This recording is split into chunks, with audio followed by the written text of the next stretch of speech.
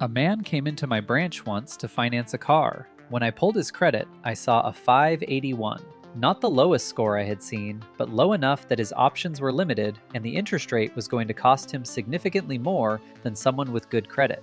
We talked for a while. He was not reckless with money, he just did not understand how the system worked. He had done things that felt responsible, but were quietly hurting him. Before he left, I gave him a roadmap. Not a guarantee, a real plan based on what I had watched work for people in exactly his situation. About a year later, he came back, not for a car loan, but to talk about buying his first home. His score had climbed into the low 700s. He had followed the plan, made every decision in the right order, and the credit system that once worked against him was now working for him. Your starting number might be different from his. It might be 550, it might be 620. The path is the same regardless of where you begin.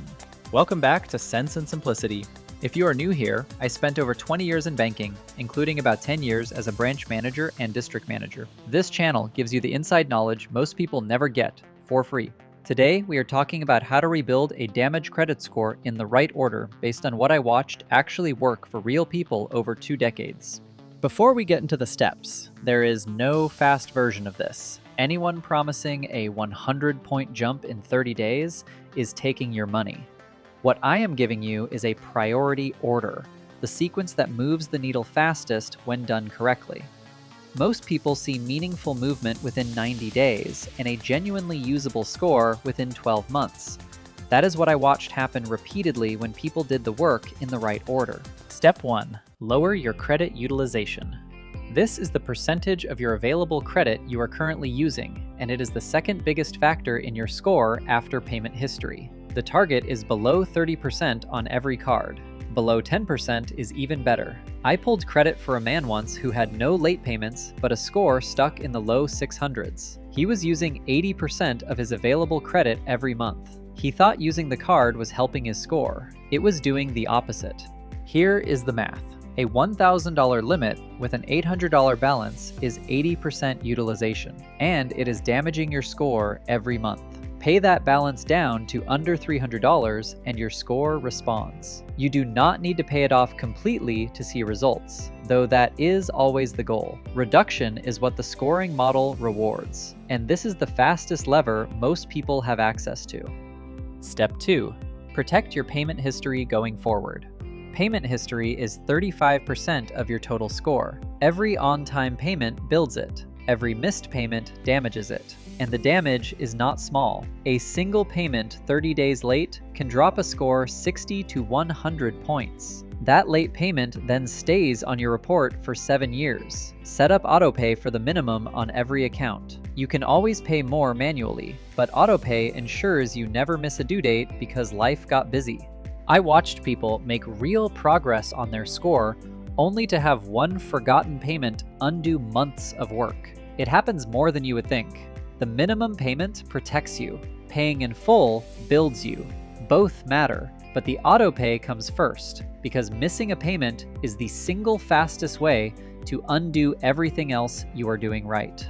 Step 3. Address collections on your report. Pull your report free at annualcreditreport.com or any other free credit report website and look at every account. Just note that if you pull at other free credit report websites, they usually only pull 2 of the 3 credit reports, and you may not get the full picture. If you have accounts in collections, understand this before you do anything. Paying a collection does not automatically remove it. It still shows for 7 years from the original delinquency. However, some collection agencies will agree to a pay for delete. They remove the account in exchange for payment. Contact them in writing first and get any agreement in writing before you send $1.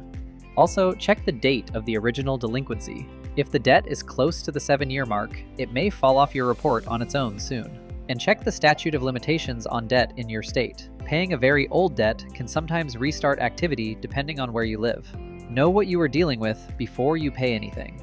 Step 4. Keep your oldest accounts open. I watched people pay off a credit card and immediately close it thinking that was responsible. It is not. Closing an old account reduces your total available credit, which raises your utilization ratio. It also shortens your average credit history, which hurts your score. Leave old accounts open even if you do not use them. If there is an annual fee, call and ask to downgrade to a no-fee version. The account age stays, the fee disappears. Step 5.